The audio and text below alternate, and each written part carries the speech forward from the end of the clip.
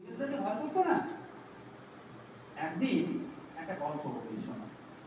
বিদ্যাসাগর তিনি গেছেন, তখন তো সব ইংরেজরা বড় বড় অফিসে, কলেজে, বিশ্ববিদ্যালয়ে, বিশ্ববিদ্যালয় মানে বুঝতে পারছো, কলেজের ওপরে যেখানে পড়াশোনা করতে হয় সেটা হচ্ছে বিশ্ববিদ্যালয়। বিশ্ববিদ্যালয় মানে কলেজের চেয়েও বড় যেখানে, সেখানে তো গেলেন, তো ইংরেজ বসে আছে। বিদ্যাসাগর গেলেন, তো সেই ইংরেজ কি করে বসে আছে জানো? চেয়ারে বসে, টেবিলে পা তুলে দিয়ে বসে আছে। চেয়ারে বসে টেবিলে পা তুলে দিয়ে বসে আছে। এবার বিদ্যাসাগর মহাশয় যখন ঘরে ঢুকলেন, তখন ও কিন্তু পা নামালো না। ইংরেজরা পা নামালো না, তাহলে বিদ্যাসাগরের দিকে পা তুলেই কথা বললো। ঠিক আছে, ও কিছু বললো না। তারপরে বিদ্যাসাগর মহাশয় একদিন যেখানে চাকরি শোভকা পুজোর ছুটি পরে খাটা দিবি যখন জমা, স্কুলেতেই স্যার কি তোকে করবে তখন ক্ষমা। রং তুলি সব সরিয়ে রেখে বললে হেসে খোকা, আমায় তুমি মিঠে দাদা ভাবছো নেহাত বোকা।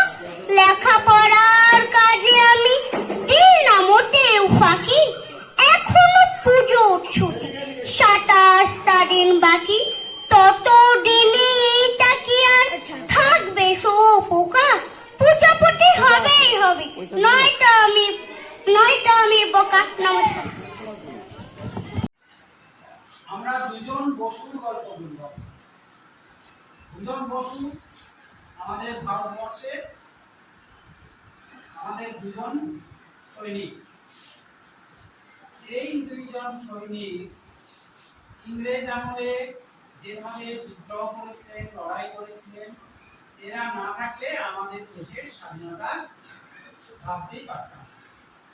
আমরা তো ইংরেজের শাসনে ছিলাম, দীর্ঘকাল ইংরেজরা আমাদেরকে শাসন করেছে, দীর্ঘকাল সব কিছু। তো এত অত্যাচার, এত শোষণ, তার বিরুদ্ধে লড়াই করেছিলেন দুজন বিখ্যাত মানুষ, খুব ভালো ছাত্রও ছিলেন। সেটা হচ্ছে ক্ষুদিরাম বসু আর নেতাজি সুভাষচন্দ্র বসু। ক্ষুদিরাম বসু আমরা সবাই প্রণাম করি। ক্ষুদিরাম বসু জন্মেছিলেন কত সালে? ক্ষুদিরাম ছিলেন কিন্তু আমাদের নেতাজি সুভাষচন্দ্র বসুর চেয়ে বড় বয়সী, আগে জন্মেছিলেন।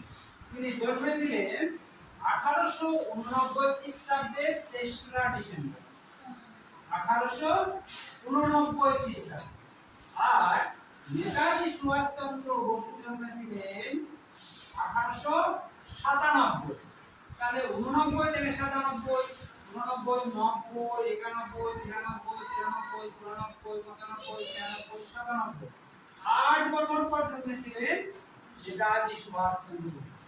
তাহলে ক্ষুদিরামের যে 8 বছরের ছোট ছিল। ক্ষুদিরাম ছাত্র অবস্থায় ইংরেজদের বিরুদ্ধে তিনি বিদ্রোহ শুরু করেছে। নানা প্রশ্ন করতে যে কেন ইংরেজরা আমাদেরকে এত শোষণ করে, অত্যাচার করে, কেন আমাদেরকে ঠিক মতন শিক্ষা দেয় না, আমরা কেন উপকারিত, কেন বিদেশিরা আমাদেরকে শাসন করে, অত্যাচার করে। যে আকাশ দেখি, আমরা টেলিস্কোপে দেখেছি আকাশ, তাই না? দূরের জিনিসকে কাছে আমরা দেখেছি, টেলিস্কোপ দেখেছি। আমাদের স্কুলে টেলিস্কোপ আছে, ছোট্ট টেলিস্কোপ। এটা সন্ধ্যার আকাশে অনেক তারা আমরা দেখতে পাই, তাই না? তো বেশ কিছু তারা আছে, তাদেরকে আমরা যদি এরকম করে কল্পনা করে করে আঁকি, দেখি, তো এক একটা চেহারা হবে। তো একটা চেহারা হবে জিজ্ঞাসা চিহ্নের মতন এইরকম। এটাকে বলে সপ্তর্ষি মণ্ডল। 7টা তারা আছে এর মধ্যে, 7টা ঋষির নাম অনুসারে এই তারা। তো এই সপ্তর্ষি মণ্ডল আমরা কোথায়, আমরা যারা উত্তর গোলার্ধে থেকে প্রায় সারা বছর দেখতে পাবো। এটা কোথায় দেখতে পাবো? আকাশের কোন দিকে তাকাবো? আমরা যদি এই দিকে তাকাই, মানে পশ্চিম দিকে বা দক্ষিণ দিকে, তাহলে পাবো না। এটা হচ্ছে উত্তর আকাশ, উত্তর পূর্ব আকাশের দিকে যদি তাকায়, তাহলে দেখা যাবে যে জিজ্ঞাসা 7টা তারাকে যদি আমি পর পর দেখি, তখন মনে হয় একটা বড় জিজ্ঞাসা চিহ্নের মতো দেখা যাচ্ছে। আমরা জিজ্ঞাসা চিহ্ন দেখেছি তো, হ্যাঁ, সেই রকম।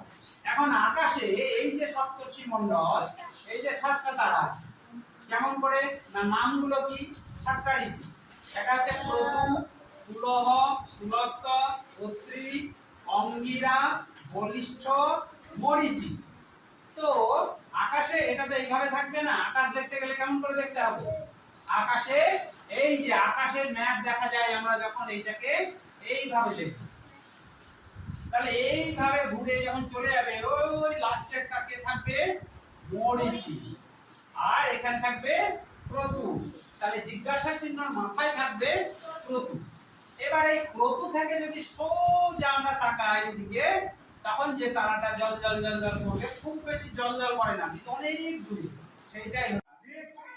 ওয়ানের ছেলে আর মেয়েদের মধ্যে দড়ি টানাটানি শুরু হচ্ছে, দেখি কারা পারে। শুরু করো, দেখা যাক মেয়েরা পারছে না ছেলেরা পারছে। এই দড়ি টানাটানি, ছেলেরা বেশি আছে, ছেলেরা 1 2 3 4 5 6 জন আছে।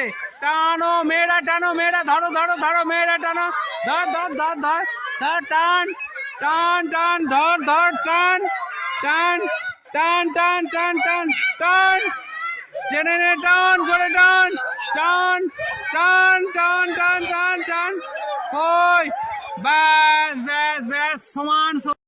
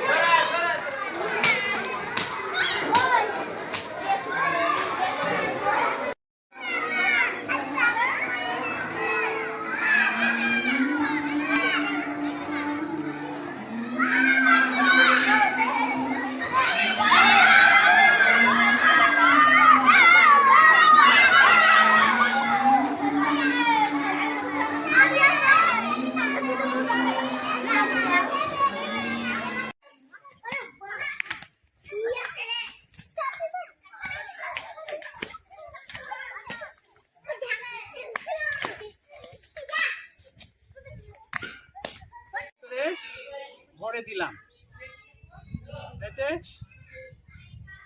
রুমালটাকে গ্লাসের ভিতরে ভরে দিলাম, দিয়ে আমি কি করছি, এই কড়াইয়ে জল আছে তাই না, আমি এই কড়াইয়ের মধ্যে এটাকে ডুবিয়ে দিলাম। ডুবিয়ে দিয়েছি তো, দেখো সবাই ডুবেছে। আকাশ দেখি আমরা। আমার নাম প্রিয়া ফুলতানা। আমি আশ্রয় প্রাথমিক বিদ্যালয়ের 4র্থ শ্রেণীর ছাত্রী। আমি প্লাস্টিকের বোতল কেটে, আর্ট পেপারের কাগজ কেটে সুন্দর একটা ফুলদানি তৈরি করেছি। আপনারা বাইরে এভাবে প্লাস্টিকের বোতল ফেলে না দিয়ে সুন্দর সুন্দর জিনিস কিন্তু তৈরি করতে পারেন। নাম শরীফা খাতুন। আমি কাগজ দিয়ে খরগোশ বানিয়েছি। বাহ, গরমের ছুটিতে ভালো হয়েছে, খুব সুন্দর লাগছে না খরগোশের বাচ্চাগুলো? খুব সুন্দর হয়েছে। আচ্ছা টেবিলে রেখে দাও, দেখি সাজিয়ে টেবিলের খরগোশের বাচ্চাগুলোকে টেবিলে সাজাও, দেখি কেমন লাগে দেখি। বাহ বাহ বাহ, খুব সুন্দর লাগছে। তাহলে সামার প্রজেক্ট হিসাবে পেপার ওয়ার্কস হয়েছে না, ফেলে দেওয়া কাগজগুলো দিয়ে কি সুন্দর, খুব সুন্দর হয়েছে খরগোশের বাচ্চাগুলো। ঠিক আছে, এটাকে আমরা সরিয়ে নিই। বাহ, ঠিক আছে, হাততালি দাও, খুব ভালো হয়েছে। ঠিক আছে।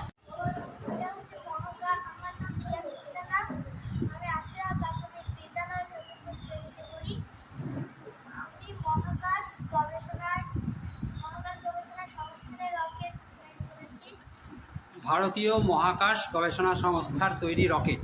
হ্যাঁ, খুব ভালো হয়েছে। হ্যাঁ বলো। এই রকেটের সাহায্যে মহাকাশে বিভিন্ন যন্ত্র পাঠানো হয়, মঙ্গল গ্রহে বিভিন্ন গ্রহে এই রকেট পাঠানো হয়, ব্যবহার করা হয়।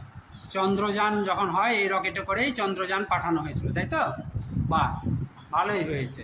মহাকাশ গবেষণা সংস্থার তৈরি রকেট আমাদের রিয়া তৈরি করেছে। সবাই হাততালি দাও, খুব ভালো হয়েছে। আমার প্রজেক্ট হিসাবে আর কিছু করেছো বাড়িতে? আর কিছু করছো? বিদ্যা তৈরি করছি। আচ্ছা, বেশ, ঠিক আছে, করতে থাকো।